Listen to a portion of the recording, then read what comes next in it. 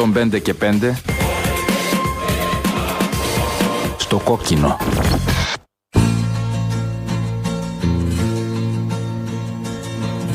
παιδιά στους δρόμους, 12 παιδιά πήραν τη βροχή στους ώμους, 12 παιδιά κράτησαν ψηλά τον ήλιο, κάνανε το κρύο φύλλο, πήγαν πιο μακριά κι απ' τα πουλιά.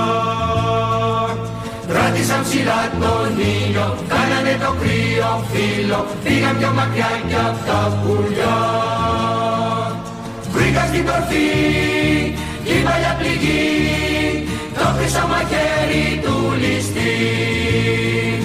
Βρήκα στην κορφή η παλιά πληγή, το χρυσό μαχαίρι του ληστή.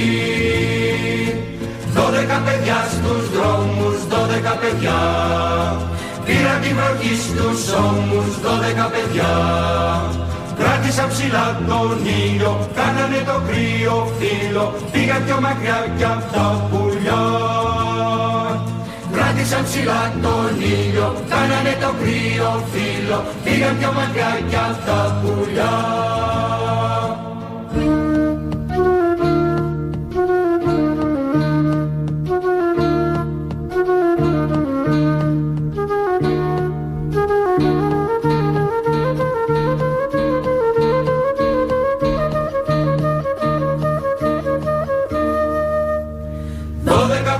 Στους δρόμους, 12 σπαθιά πήραν το Χριστό στους ώμους, 12 παιδιά χάραξαν στη γη τους νόμους, άνοιξαν στη νύχτα δρόμους και έγινε η αγάπη πιο βαθιά. Χάραξαν στη γη τους νόμους, άνοιξαν στη νύχτα δρόμους και έγινε η αγάπη πιο βαθιά. Γράψα μια ευχή να μην ξεχαστεί, κάτω από το χώμα η γιορτή. Γράψα μια ευχή να μην ξεχαστεί, κάτω από το χώμα η γιορτή. 12 παιδιά στους δρόμους, 12 σπαθιά πήραν τον Χριστό στους ώμους, 12 παιδιά χάραξαν στη γη τους νόμους, άνοιξαν στη νύχτα δρόμους και έγινε η αγάπη πιο βαθιά. Χάραξαν στη γη τους νόμους, άνοιξαν στη νύχτα δρόμους και έγινε η αγάπη πιο βαθιά. Χαίρετε κυρίες και κύριοι, είστε συντονισμένοι στο κόκκινο στους 105 και 5. Είμαι ο Αλέξης Βάκης και θα είμαστε μαζί για την επόμενη μία ώρα, έτσι όπως προστάζει το πρόγραμμα του σταθμού. Είναι μια διαδικασία που επαναλαμβάνεται κάθε μέρα από Δευτέρα έως και Παρασκευή, αυτή την ώρα και σε αυτή τη συχνότητα. Ο Γιάννος Ηλιάδης είναι στη ρύθμιση του ήχου. Ο Παντελής Νταβανέλος είναι στην τηλεφωνική επικοινωνία. Υποδέχεται τις κλήσεις σας που έρχονται στο 210-321-7777.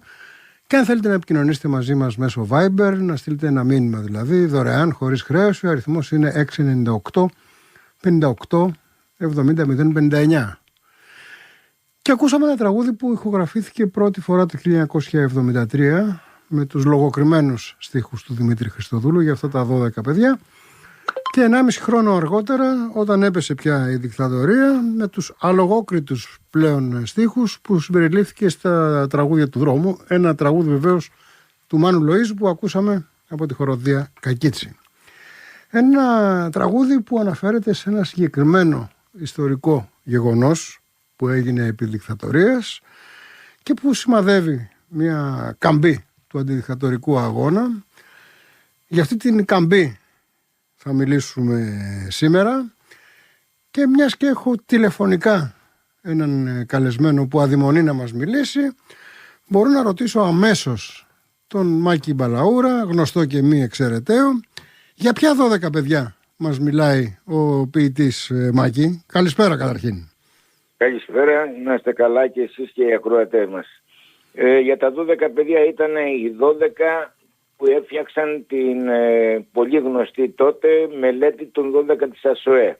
Ήταν μια μελέτη που αφορούσε τα προβλήματα της σχολής και τα προβλήματα της παιδείας της εποχής εκείνης, και ήταν σημαντική για 2-3 λόγους. Ο πρώτος ήταν η ίδια η μελέτη που έβαζε πενιχτικά κάποια πράγματα, μιλούσε για ελευθερία, μιλούσε για δυνατότητες ελεύθερης έκφρασης, για τους διορισμένους, ότι πρέπει να εκλέγουμε εμείς τους εκπροσώπους μας, γιατί τότε οι νεότεροι δεν ξέρουν, είχε διορίσει η Χούντα τα διοικητικά συμβούλια, βέβαια. Ναι, τα διοικητικά συμβούλια, κάθε τους δηλαδή δικούς της, και κάναμε αυτή τη μελέτη. Ήταν μια πρωτόγνωρη κίνηση, γιατί μέχρι τότε εμείς που τρέχαμε στον αγώνα, στο κίνημα, κάναμε πράξεις και βγάζαμε και θέσεις που ήταν εναντίον αυτού. Η μελέτη είχε πολύ περισσότερες προτάσεις. Θέλουμε αυτό, απαιτούμε αυτό, θέλει να γίνει αυτό. Και είχαμε σαν συνέπεια να μας περάσουν, επειδή δεν μπορούσαν, έγινε σάλος. Οι διανοούμενοι, ο Μαρονίτης για παράδειγμα, ο εξαιρετικός Δημήτρης Μαρονίτης, έγραψε επιφυλίδα στο Βήμα που έλεγε ότι με τον τίτλο «Η μικρή Αντιγόνη και ο χορός των 12». Η μικρή Αντιγόνη ήταν η Πόπη Βουτσινά, που τότε μαζί με τον Σταύρο τον Κουρεμένο και τον Νίκο το Ράφτη στο Πανεπιστήμιο των Ιωαννίνων τους περάσανε πειθαρχικό για τη δράση τους. Οι 12 είμαστε εμείς, ο χορός των 12. Αυτό έγινε τότε, είχε πέραν της μελέτης καθεαυτής, οι συνέπειες ήταν σημαντικές. Συσπυρώσαμε ένα πάρα πολύ μεγάλο πλήθος κόσμου στις φοιτητικές συνελεύσεις και στις δράσεις. Γιατί ήταν δικτατορία, τότε κρυβόσατε, φοβόμαστε έτσι.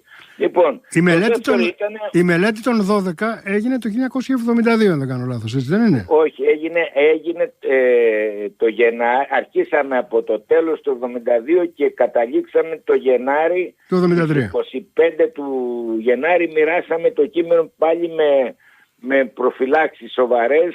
Εκεί αναδείχθηκε και ο φίλος μας, ο αγαπημένος, μπορεί να τον έχεις ακούσει, ο πράκτορας, βέβαια, ο Κώστας ο Σμυρνής, που είναι μια άλλη ιστορία. Εκεί λοιπόν δεν τολμούσε η αστυνομία, η ασφάλεια πια. Εμένα με είχαν πιάσει πολλές φορές, όπως και άλλους, όπως τον Δημήτρη Παπαχρήστο.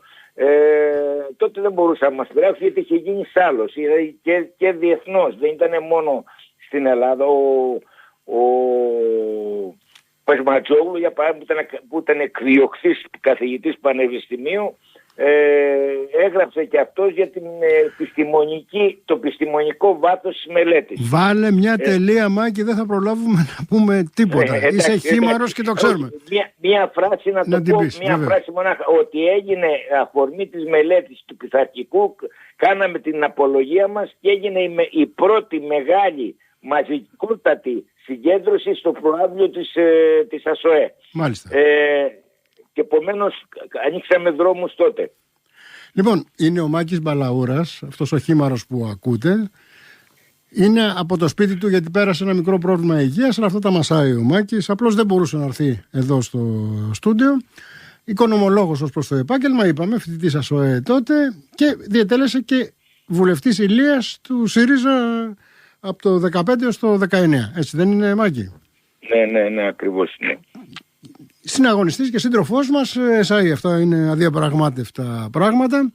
Ήταν ένας από τους 12 με τη μελέτη των ΑΣΟΕ, με τη μελέτη των 12 της ΑΣΟΕ, αλλά ήταν και ένας από τους 11, γιατί μπερδευόμαστε με τα νούμερα, που παραπέμφθηκαν σε δίκη πριν από 53 χρόνια και 3 μέρες.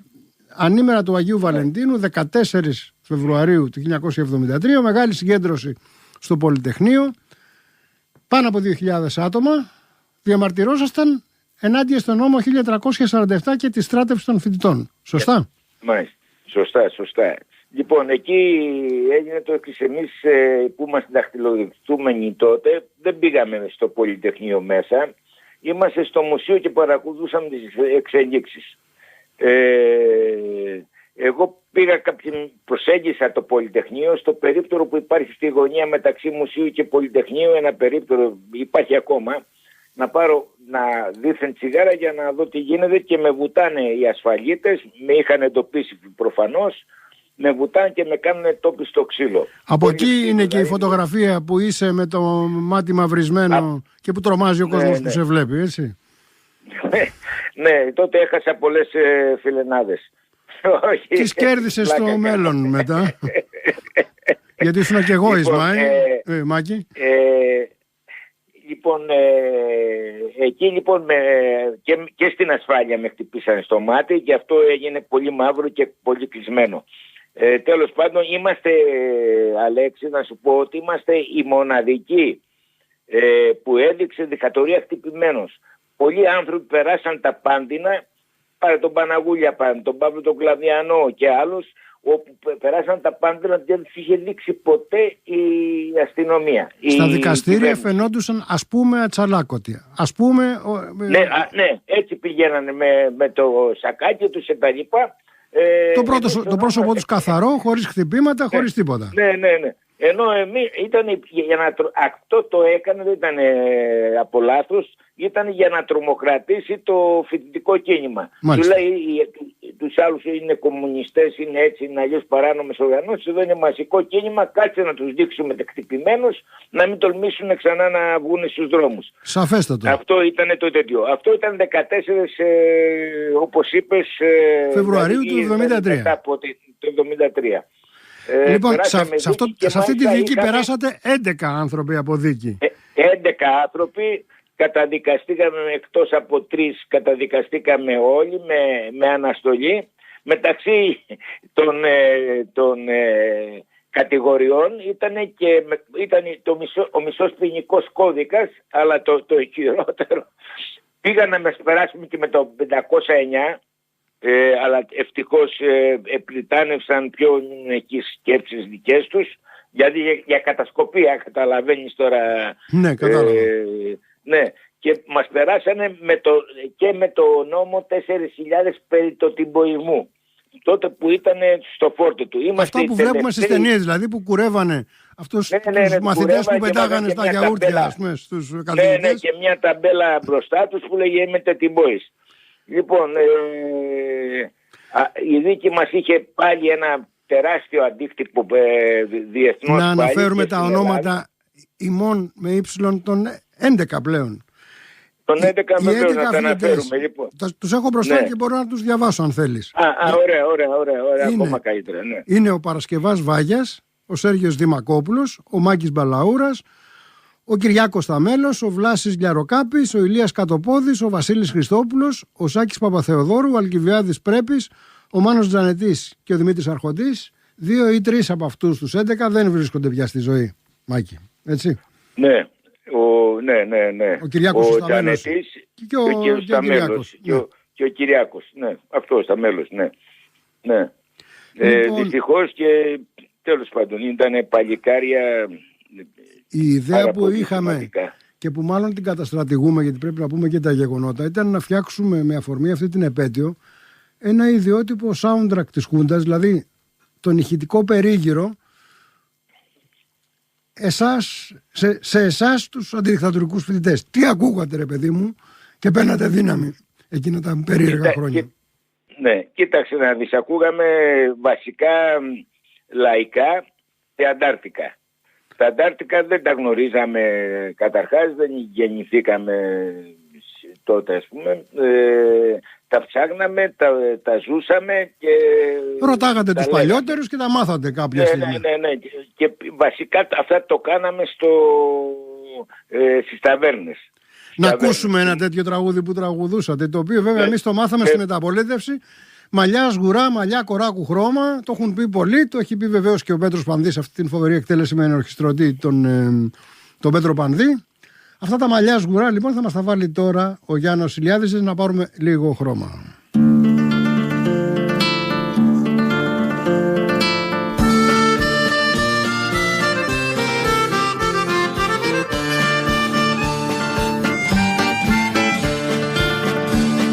Μαλλιά σγουρά, μαλλιά κοράκου χρώμα, τα ανέμιζε ο αγέρας στα ζερβά.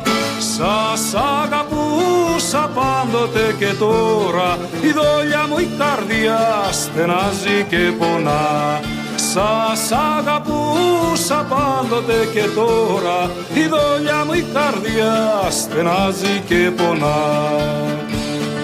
Πάει καιρός που έβγαινε στους δρόμους, τις σκουπιά φόραγες λεβέντικα στραβά και τα μαλλιά χυτά πάνω στους ώμους τα ανέμιζε ο αγέρας στα ζερβά και τα μαλλιά χυτά πάνω στους ώμους τα ανέμιζε ο αγέρας στα ζερβά.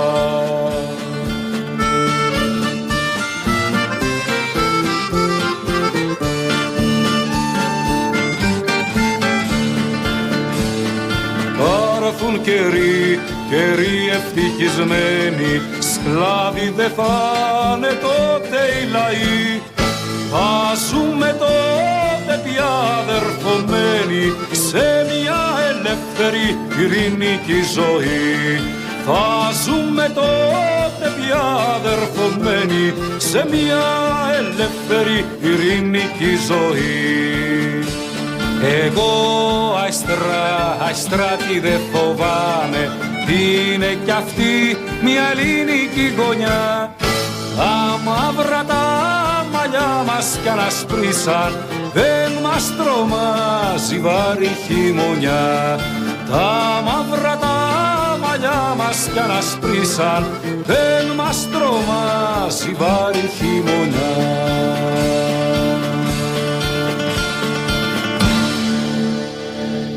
Στις ταβέρνες λοιπόν επί δικτατορίας που συναντήθηκαν με τα τραγούδια η γενιά της εθνικής αντίστασης με τους αντιδικτατορικούς φοιτητές που βεβαίως είχαν και μια εκλεκτική συγγένεια με την αριστερά. Έτσι δεν είναι, Μάκη Μπαλαούρα, φίλοι μας και καλεσμένοι μας? Έτσι. Εσύ δεν ήσουν από αριστερή οικογένεια όταν ήρθες από τα μέρη σου από την Ηλία, αλλά έγινες. Ούτε ο Δημήτρης ο Μπαχρής ήταν αριστερή οικογένεια και πολλοί από εμάς. Ο μόνος που ήταν πατενταρισμένος τότε αριστερός ήταν ο Στέλιος ο Παπάς, που οφείλω να το αναφέρω αυτό γιατί ήταν και αυτός που συνέβαλε τα μάλα για τη μελέτη, για την ιδέα της μελέτης, γιατί είχε μάθει στους Λαμπράκηδες, εμείς είμαστε πολύ μικρότεροι. Θα ενοχληθεί τώρα ο Παπάς άμα... Μας ακούει σίγουρα, ήταν εδώ την περασμένη Πέμπτη άλλωστε. Ναι, το ξέρω, εγώ τον άκουσα, ναι, γιατί θεωρεί ότι είναι ακόμα μικρός. Λοιπόν, και δουλέψαμε αυτή τη μελέτη με συμβολή μεγάλη και τον 12, όλων μας δηλαδή, αλλά και του Στέλιο, ο οποίος θα ήταν ο 13ος, ναι. Δεν μπήκε μέσα με τη δικιά του την πρόταση για να μην μας στοχοποιήσουν οι ασφαλείς. Για να ξεκαθαρίζουμε λοιπόν και πάλι τα πράγματα. 12 ήταν οι άνθρωποι που υπογράψατε τη μελέτη των 12 της ΑΣΟΕ. 11 ήταν αυτοί που σας μπουζουριάσανε και σας περάσαν από δίκη το Φλεβάρι του 1973 με τα γεγονότα στο Πολυτεχνείο. Ήταν εκεί που κυκλοφορούν οι φωτογραφίες που είσαι μπλε μαρένα από το ξύλο και με συγχωρείς για την έκφραση, ας πούμε. Αλλά με αυτή τη φωτογραφία έχεις γίνει διάσημος τουλάχιστον εκείνα τα χρόνια. Και τότε όμορφος ήσουν και τώρα καλός είσαι, Μάκη Μπαλαούρα. Εντάξει, δεν είναι. Λοιπόν, μου έχεις πει ότι ένα τραγούδι που δεν το βάζει ο νους μας συνδέεται με τα παρελκόμενα, γιατί μετά από αυτή τη δίκη περάσατε και από την ΕΣΑ, περάσατε και από διάφορα ευαγή ιδρύματα. Αλλά πριν ακούσουμε αυτό το τραγούδι, να ακούσουμε το φυσικό soundtrack της δικτατορίας, των αντιδικτατορικών φοιτητών, να ακούσουμε το Σφαγείο, ας πούμε, από τα τραγούδια του Ανδρέα, του Μίκη Θεοδωράκη βεβαίως, με τον Αντώνη Καλογιάννη, το ακούμε. Και στο δεύτερο μέρος θα ξεκινήσουμε ένα τραγούδι που φαντάζει μάλλον ανορθόδοξο. Αλλά εσύ θα μας το εξηγήσεις γιατί κολλάει στη σημερινή εκπομπή. Φυσικά μένεις στο τηλέφωνο, έτσι? Ναι.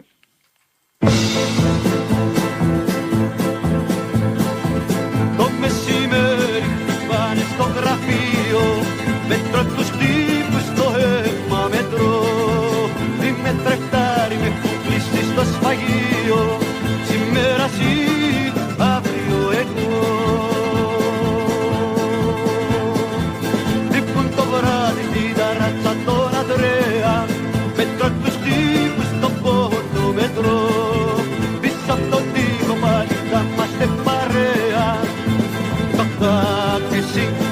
τακ εγώ. Που πάει να πει σ' αυτή τη γλώσσα τη βουβή, βαστάω γερά, κρατάω καλά. Μες στις καρδιές μας αρκεί να είναι το πανηγύρι. Τακ τακ εσύ, τακ τακ εγώ, τακ τακ εσύ, τακ τακ εγώ. Μύρισε το σφαγείο μας στη Μάρη και το κελί μας κόκκινο ουρανό. Μύρισε το σφαγείο μας στη Μάρη και το κελί μας κόκκινο ουρανό.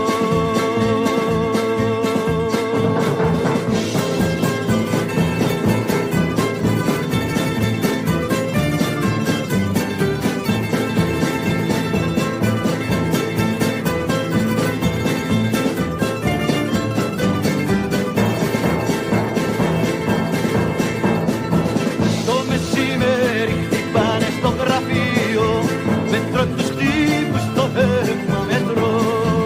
Είμαι τρεχτάρι με έχουν κλείσει στο σφαγείο, σήμερα εσύ, αύριο εγώ. Χτυπούν το βράδυ στην ταράτσα τον Ανδρέα, μέτρο τους τύπους στο πόνο μετρό. Πίσω απ' τον τοίχο πάλι θα είμαστε παρέα. Τακ τακ εσύ, τακ τακ εγώ. Πάει να πει σ' αυτή τη γλώσσα τη βουβή, βαστάω γερά, κρατάω καλά. Μες στις καρδιές μας αρκεί να είναι το πανηγύρι.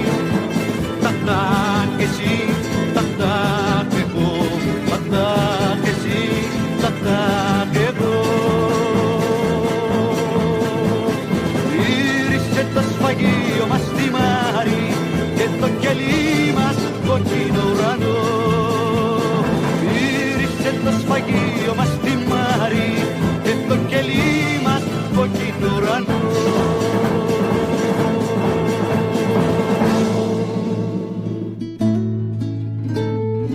20 χρόνια στο κόκκινο. Είμαι ο Χρήβος Δελιβοριάς και θέλω να ευχηθώ στο κόκκινο, το οποίο ξέρω ότι έχει ταλαιπωρηθεί πάρα πολύ τον τελευταίο καιρό, να κρατήσει το επίπεδο ψηλά. Είναι ένα από τα τελευταία ραδιόφωνα στα οποία, πέρα από την πολιτική ταυτότητα, υπάρχει λόγος, υπάρχει σεβασμός, υπάρχει τέχνη, υπάρχει πολύ ωραία μουσική, υπάρχει ελευθερία στο πρόγραμμα, υπάρχει διάθεση για κουβέντα. Αυτό το πράγμα δηλαδή που αγαπήσαμε στο ραδιόφωνο είναι από τους λίγους σταθμούς που το υπηρετούν. Πραγματικά εύχομαι τα πράγματα να πάνε έτσι ώστε να μακροημερεύσει και οι άνθρωποι του να πληρώνονται σωστά και να είναι εκεί στο πλάι μας.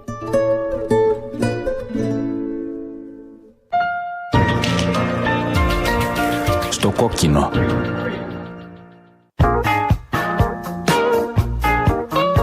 «20 χρόνια στο κόκκινο». Είμαι η Εύα Κολόμπου και εύχομαι στο κόκκινο να τα καταστήσεις και να συνεχίσεις να μας προσφέρεις με το αλληλέγγυο και όμορφο πνεύμα που έχεις όλη αυτή τη στήριξη. Χρόνια πολλά.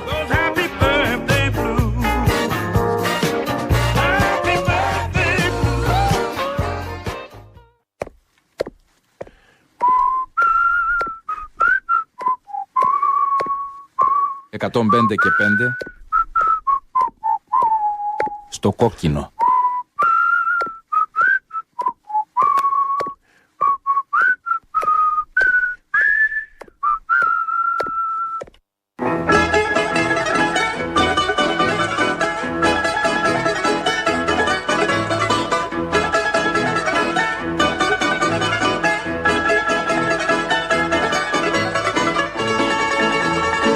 Γαρουφαλό στα πτή και πονηριά στο μάτι, η τσέπη άδεια πάντοτε και η καρδιά γεμάτη. Καρουφαλός θα πει και ποιος θα σου ταρπάξει. Σφίχτη γροτιά το στήθο σου που σκίζει το μετάξι. Είπα τα πόδια τσίφτησα, τσίγκανα Τούρκο γύφτησα, τσίγκανα Τούρκο γύφτησα. Είπα τα πόδια τσίφτησα. Εγώ το είχα πει ότι αυτό το τραγούδι θα ηχήσει παράτερο σε σχέση με τα υπόλοιπα, αλλά ο φίλος και συναγωνιστής και σύντροφος ο Μάκης ο Μπαλαούρας επέμενε ότι αυτό το τραγούδι πρέπει να το βάλουμε γιατί έχει κάτι να πει σε σχέση με αυτή τη μελωδία. Έτσι δεν είναι, Μάκη? Έτσι είναι και όπως και το τραγούδι του Αντρέα ήταν για μένα εμβληματικά στοιχεία. Θα σου πω γιατί το ένα ξεχωριστά, το είναι κατανοητό το πρώτο και για τα βασανιστήρια και στην ασφάλεια και στην ΕΣΑ. Το γαρούφαλο σταυτί το έλεγα όταν ήμουνα σε πλήρη απομόνωση, περίπου 3 μήνες στην ΕΣΑ, και είχα γίνει και παλιοσυρά. Έτσι, οι άλλοι αλλάζανε, εγώ δεν ξέρω για ποιους λόγους, ήμουνα συνεχώς εκεί πέρα στην ΕΣΑ. Και για να δώσω θάρρος στους συγκρατούμενους μου, που ήταν και αγόρια και κορίτσια, όταν έβλεπα ότι έφεγαν οι δεσμοφύλακες, τους προσπάθησα να τους δίνω κουράγιο και με διάφορα άλλα τραγούδια. Δεν ήθελα να πω τα επαναστατικά, τα αντάρτικα και τα λοιπά, καταλαβαίνετε γιατί, και ήθελα τέτοια... Να ελαφρύνεις λίγο το κλίμα, ναι. Ναι, δεν ξέρω για αυτό το τραγούδι, γιατί αυτό το τραγούδι το έλεγα όμως.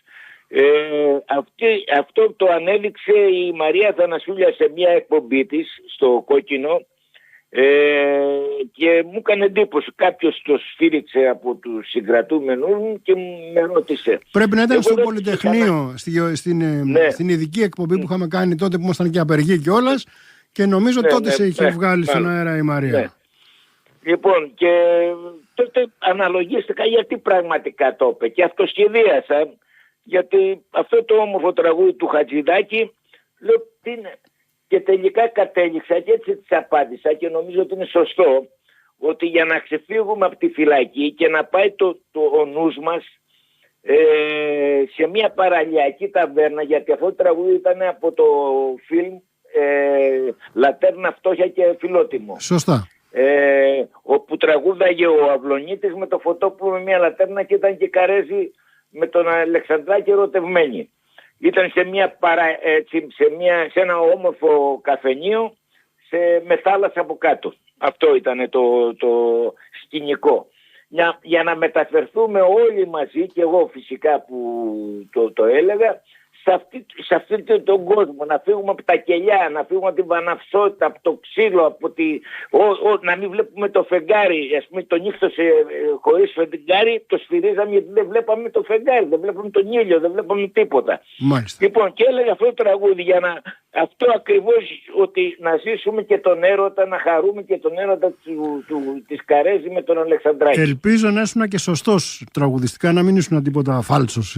Όχι, δεν ήμουν καλός καθόλου. Μάλιστα ένα συγκρατούμενος μου του είπα ένα τραγούδι και μου λέει τότε, ήταν εξαιρετικό, έχει φύγει και αυτό από τη ζωή, ο Γεράσιμος στο Βανάτος, του είπα σε ένα τραγούδι που είμαστε μόνοι μας, οι δυο μας, κάτι κελιά, και μου λέει, του λέω δεν έχω τίποτα άλλο, η φωνή μου είναι όχι, και μου λέει μου θύμισε στο Ray Charles. Εγώ που να ξέρω τότε. Του λέω γιατί τι είναι αυτός. Μου λέει έχει βραχνή φωνή που μοιάζει δικιά σου. Καλά, η βραχνή φωνή είναι το σήμα κατά τεθέν το δικό σου. Πρέπει να ελαττώσεις το κάπνισμα. Δεν ξέρω αν καπνίζεις ακόμα, Μάκη. Αλλά σε θυμάμαι πάντα με ένα τσιγάρο στο χέρι, οπότε λογικό να έχεις βήχα. Και να έχεις βραχνή φωνή. Από παλιά, από μικρός, από πριν καπνίσω. Τέλος πάντων. Είπαμε ότι οι 11 που σας μπουζουριάσανε, περάσατε από δίκη. Με τι ποινές καταδικαστήκατε, γιατί αν το είπες δεν το συγκράτησα. Ναι, εγώ καταδικάστηκα με 11 μήνες, όλοι καταδικάστηκαν. Όσοι 3 αθωώθηκαν, οι υπόλοιποι καταδικαστήκαμε με αναστολή. Εγώ πήρα μία από τις βαρύτερες ποινές, 11 μήνες με αναστολή όμως, διότι είχε γίνει τεράστια. Η δίκη μας απέκτησε τόσο μεγάλη διεθνή, όπως είπα πριν, κατάσταση, γιατί να δείξουν δικτυπημένος όλα αυτά, ας πούμε, και τα λοιπά, και ταυτόχρονα η μαζικότητα στο κίνημα. Είχαν κυκλώσει τα δικαστήρια, τότε ήταν στο Αρσάκιο, στην Πανεπιστημίου. Ναι, θυμάμαι που ήταν. Όλη η περιοχή μέχρι την Ομόνια ήταν τεράστια ο κόσμος και συνεχώς η αστυνομία ερχόταν, χτύπαγε, αλλά αυτοί δεν το βάζανε κάτω και ήρθαν, όπως και τώρα συγκινούμε, αλλά και εκεί που θυμάμαι, που μέσα στην κλούβα της αστυνομίας που μας πηγαίναν από την ασφάλεια στο Αρσάκιο, μας χτυπάγανε τα παιδιά, τα τζάμια, και μερικοί, ο Μανώης ο Μπαστάκης έξω από την ασφάλεια μου πέταξε μια σοκολάτα και κλαίγαμε. Δηλαδή όταν μας χαιρετάγανε οι άνθρωποι, κυνηγημένοι άνθρωποι από την αστυνομία, δεν τολμούσαν να πλησιάσουν το πούλμαν. Παρόλα αυτά ερχόσατε και εμείς κλαίγαμε και λέγανε οι αστυνομικοί, αυτοί οι βάρβαροι άνθρωποι, λέγανε, μα πώς είναι δυνατόν αυτοί να κλαίνε, ενώ σαν ακρίς δεν κλαίνε. Δεν το καταλαβαίνουν, δεν μπορούσαν να το καταλάβουν δυστυχώς. Και βέβαια, για να δώσουμε και ένα μέτρο και της εποχής αλλά και των ηλικιών σας, εσύ τότε ήσουν 23 χρονών, Μάκη, έτσι? Ναι, ακριβώς, ναι. Στη φωτογραφία τη γνωστή με το λαδί αμπέχονο και τα μαυρισμένα μάτια, μαζί με τους συγκρατούμενους, τον Κυριάκο το Σταμέλο και τα άλλα τα παιδιά, που και τώρα έχουν πέρασει τα 70, αλλά παιδιά είναι. Οι 11 από τους 13 που είσαστε στη ζωή και θα είστε για πολλά χρόνια βέβαια ακόμα, και σας αγαπάμε και σας χρειαζόμαστε. Πολλοί κόσμος εδώ, ακροατές, στέλνουν μηνύματα και στέλνουν τους χαιρετισμούς. Ο Νίκος ο Ανάγνου, η Μαρία Ιπατσικού, ο Νίκος ο Ξεντές, ο Μιχάλης ο Βουρίκης, και άλλοι που ενοχλούν τον Παντελή, αλλά θα μου τα δώσει τα ονόματα πιο μετά. Ο Παντελής μου κάνει προβοκάτσια, να το ξέρεις, Αλέξη. Πρέπει να τον τιμωρήσω, έτσι δεν λες και εσύ, συμφωνείς? Επειδή αγαπιόμαστε, μου κάνει προβοκάτσια, κατάλαβες? Λοιπόν. Κάτι τέτοια κάνει ο Παντελής και μετά διαμαρτύρεται 3 τελίτσες. Πες μας για τα τραγούδια που ακούγατε τότε. Φυσικά, Θοδωράκη, ακούγατε και τα παλιότερα και τα νεότερα, τα τραγούδια του Αγώνα, ξέρω εγώ κλπ. Που ερχόντουσαν με κασέτες, με παράνομους δίσκους κλπ. Αλλά εδώ και στην Ελλάδα. Και τους ξένους σταθμούς. Deutsche Welle και Παρίσι και Λονδίνο. Παρίσι και Λονδίνο, ναι. Αλλά ακούγατε και Γιάννη Μαρκόπουλο, ο οποίος προς τιμήν του εκείνη την εποχή ήταν εδώ.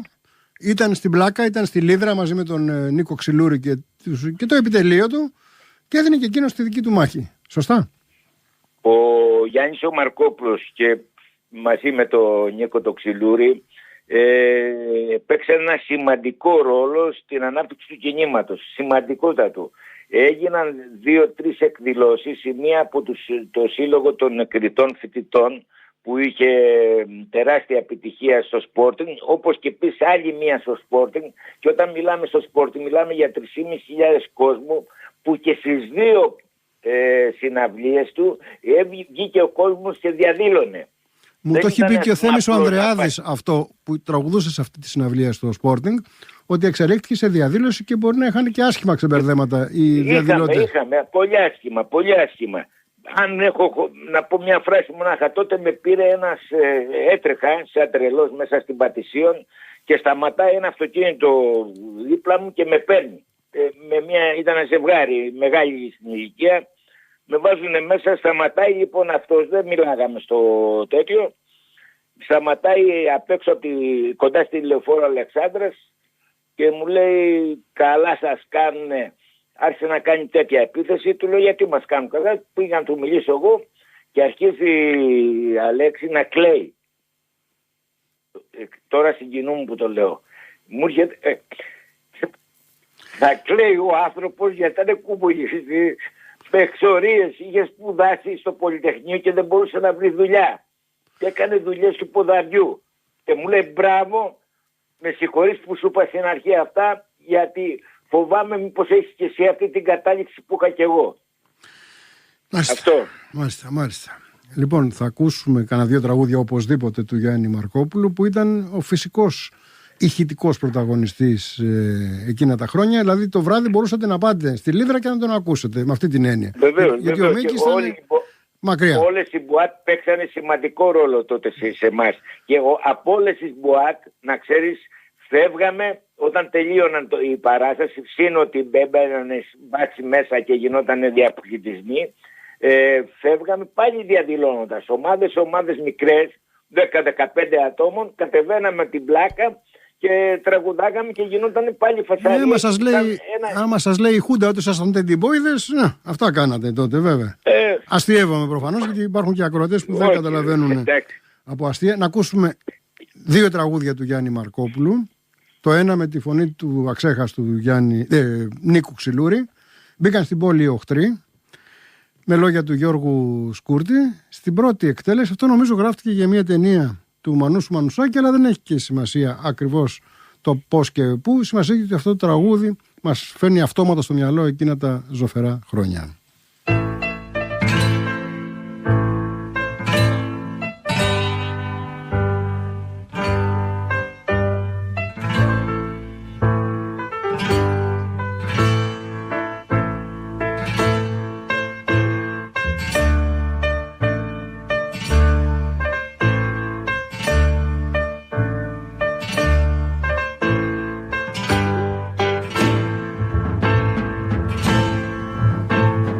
Μπήκαν στην πόλη οι οχθροί,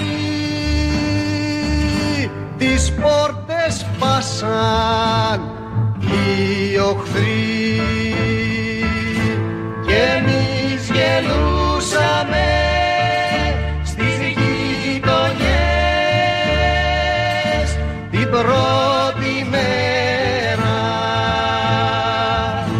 Μπήκαν στην πόλη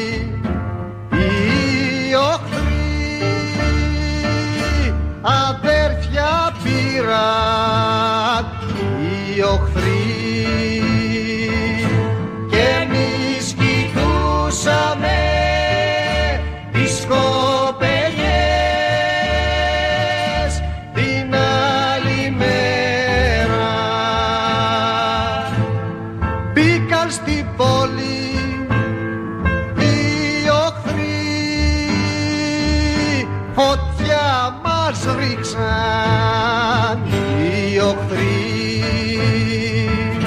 και εμείς φωνάζαμε στα σκοτεινά την τρίτη μέρα. Μπήκαν στην πόλη οι οχθροί, σπαθιά κρατούσαν οι οχθροί και εμείς τα πήραμε για φυλαχτά την άλλη μέρα.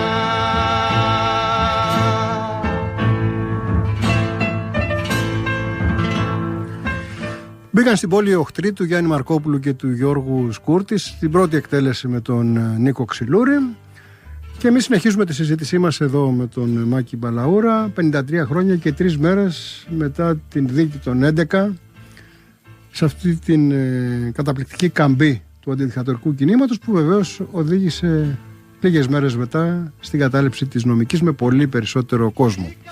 Αλλά πριν φτάσουμε στα απότοκα, ας πούμε, αυτής της υπόθεσης, να ρωτήσω πόση σημασία και πόσο ρόλο έπαιξε η μουσική στη ζωή σας εκείνα, ειδικά τα χρόνια, Μάκη?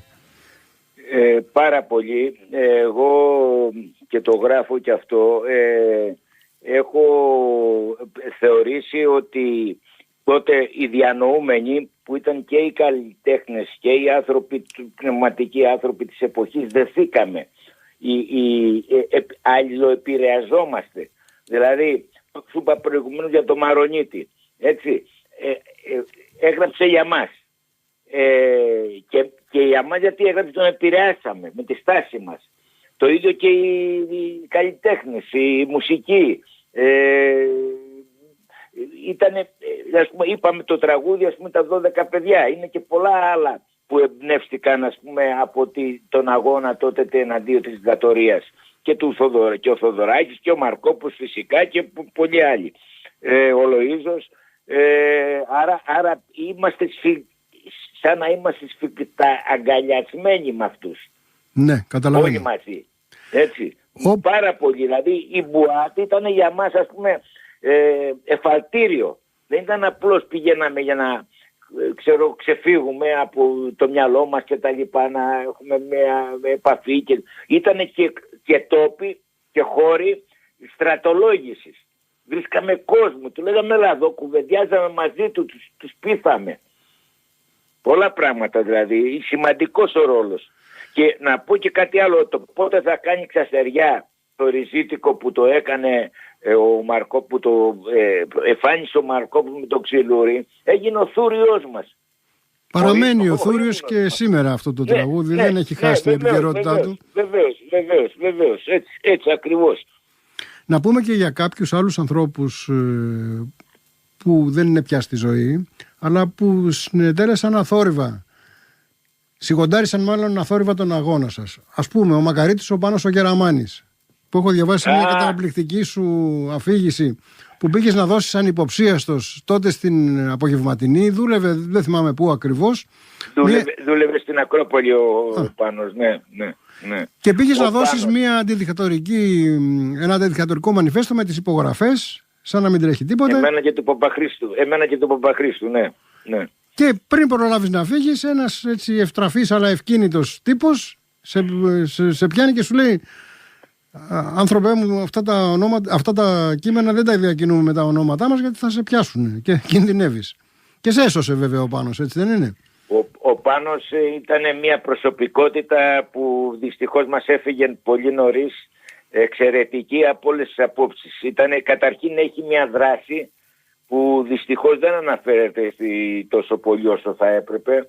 Στη δικτατορία ήταν ο άνθρωπος που έδινε τις ειδήσεις στους ξένους ανθρώπους, έμπαινε σε ένα θάλαμο παρά το πάχος του, που έφτασε ο Θοδωράκης μετά από την Χούντα να του πει, γιατί είχε πάρει συνέντευξη του επιχούντας του Θοδωράκη ο Γεραμάνης, εσύ πως χώραγες στο θάλαμο. Μέσα από το θάλαμο η συνέντευξη. Ναι. Χριστός και Απόστολος που λένε, ναι.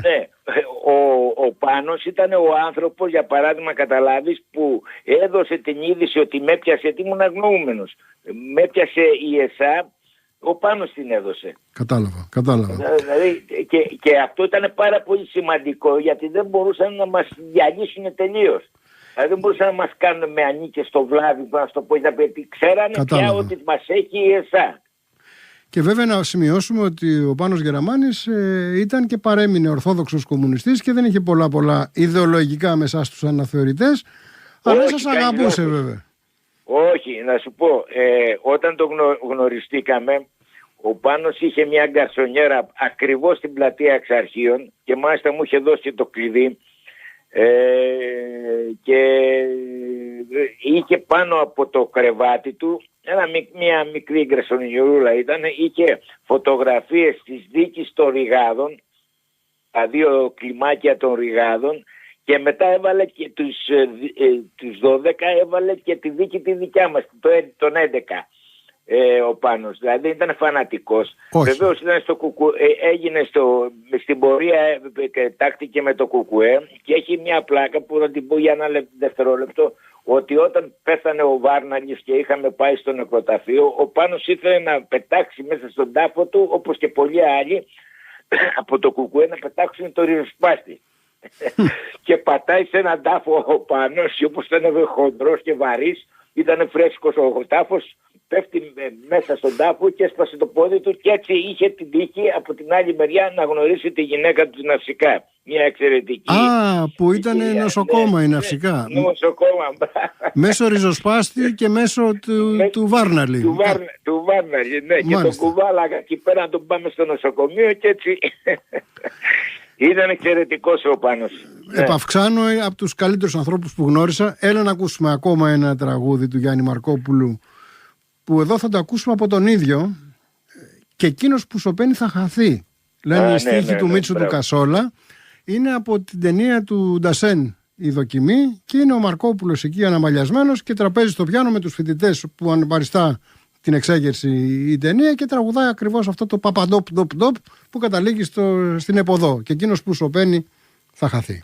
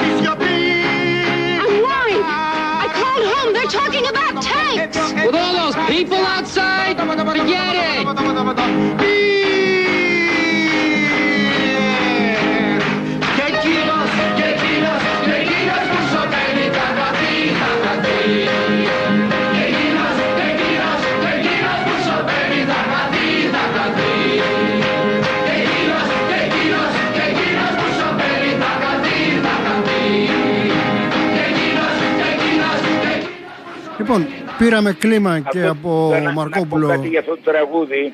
Να πω κάτι, Αλέξη, για αυτό το τραγούδι. Εγώ το έχω ακούσει από την Deutsche Welle, που είχε βγει ο Θοδωράκης, τότε η Μελίνα, ο Μαρκόπουλος, λίγο πριν με πιάσουν στην ΕΣΑ. Ναι. Και μου είχε εντοπιστεί στη μνήμη και προσπαθούσα να το ερμηνεύσω. Έδωσα 2 ερμηνείες εναλλακτικές. Η μία είναι ότι εκείνος που σωπαίνει, βλέπει τα γεγονότα, τη δικτατορία και σωπαίνει, θα χαθεί από την ιστορία. Θα εξαφανιστεί από την ιστορία. Η άλλη που με βόλευε εμένα ερμηνεία είναι ότι αν σωπάσεις στα βασανιστήρια, θα χαθείς από τα βασανιστήρια, θα σε αφανίσουν. Και με βόλευε αυτό ότι προτιμούσα να με βασανίζουν παρά να είμαι σιωπηλός ακόμα και όταν με βασανίζουν. Μάλιστα. Αυτό ήταν, ναι. Το θυμάμαι αυτό το τραγούδι. Σαφές και αυτό που λες. Να πούμε ότι εσύ που διετέλεσες ο τελευταίος Teddy Boys, έτσι, κατά τα δικά σου λεγόμενα, δεν το λέω εγώ, αυτές τις περιπέτειες του τελευταίου Teddy Boy θα τις κάνεις βιβλίο που θα κυκλοφορήσει ως Ονούμπο. Και όταν λέμε ως Ονούμπο, σε κανένα δίμηνο, έτσι. Από τις εκδόσεις Θεμέλιο. Ναι. Τον ιστορικό εκδοτικό οίκο της Αριστεράς. Από το Θεμέλιο, ναι. Το έχω το δώσει. Γίνεται τώρα κάποιες μικροδιορθώσεις και θα πάρει τη σειρά του. Πιστεύω να βγει μέχρι την 21η Απριλίου να έχει βγει αυτό το βιβλίο. Ωραία. Ναι. Και εφόσον τότε περιγράφει όλα αυτά τα πράγματα, ναι. Και εφόσον τότε δεν θα έχεις και το μικρό θέμα με την Κύλη που πέρασες, θα έρθεις από το στούντιο να το παρουσιάσουμε το βιβλίο. Από τώρα σε αγκαζάρω και το ξέρεις. Βεβαίως. Θέλω να ευχηθώ κι εγώ πολύχρονο τον Κόκκινο και συμφωνώ με αυτά που άκουσα από το Φίβο Δελιβορία να μην τα επαναλαμβάνω για να μην τελειώσει η εκπομπή όπως θέλεις εσύ να τελειώσει. Δεν προλάβαμε να ακούσουμε ένα μεγάλο τραγούδι σε διάρκεια του Μίκη Θοδωράκη και του Μανώλη Αναγνωστάκη από τις Αρκαδίες, αυτός ο Χάρης 1944. Δυστυχώς δεν μπορεί να μπει. Είναι και... Εγώ θέλω να πω μια φράση μόνο, ελπίζω. Εγώ όταν σκεφτόμουν θα βγω από την ΕΣΑ και όταν βγήκα, τραγούδαγα το τραγούδι του Σαββόπουλου και αν βγω από αυτή τη φυλακή και τα λοιπά. Θες να το ακούσουμε τώρα αυτό το τραγούδι? Η Δημοσθένος λέξης είναι να κλείσουμε αυτό το τραγούδι. Βεβαίως. Και επίσης και το τραγούδι του Μίκη μαζί πήγαινε, περπάτησε γύρω στα 12-13, δεν ξέρω πόσες χιλιόμετρα είναι από την Εσά στον Αϊσώστη και τραγούδαγε αυτά τα δύο τραγούδια το βράδυ που με απολύσανε. Μάλιστα. Και προχωρούσα μέσα στη νύχτα είναι του... Δρόμοι παλιοί βέβαια. Του Αναγνωστάκη η στίχη. Ναι. Λοιπόν, ακούμε τον Διονύση Σαββόπουλο στη Δημοσθένους Λέξη από το βρώμικο ψωμί. Μάκη, σε ευχαριστώ για όλα. Θα σε ευχαριστήσω και σε 2 μήνες που θα ξανάρθεις εδώ στο Κόκκινο να μας τα πεις από το στούντιο. Καλή επιτυχία στο βιβλίο που θα βγει. Εγώ ευχαριστώ πάρα πολύ, Αλέξη, που με κουβεντιάσαμε. Και ο κόσμος το ευχαριστήθηκε. Οι νέοι άνθρωποι να μάθουν μερικά πράγματα. Έτσι ακριβώς.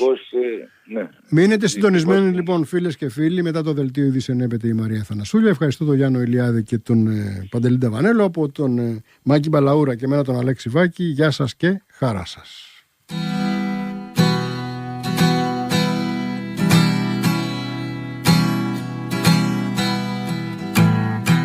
Κι αν βγω από αυτή τη φυλακή,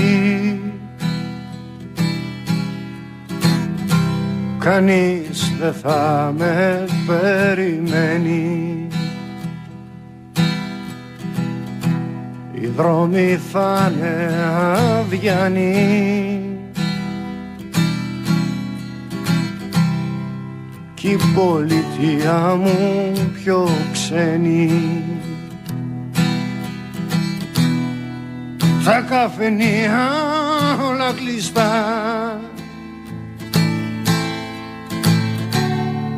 κι οι φίλοι μου ξενιτεμένοι.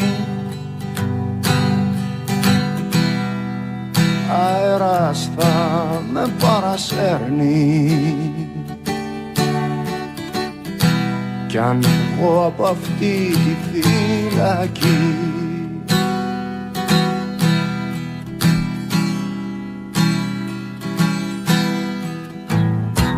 Κι ο ήλιος θα αποκοιμηθεί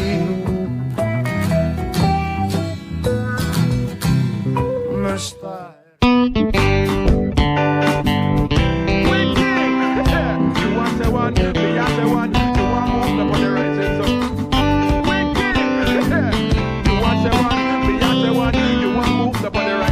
Στο κόκκινο.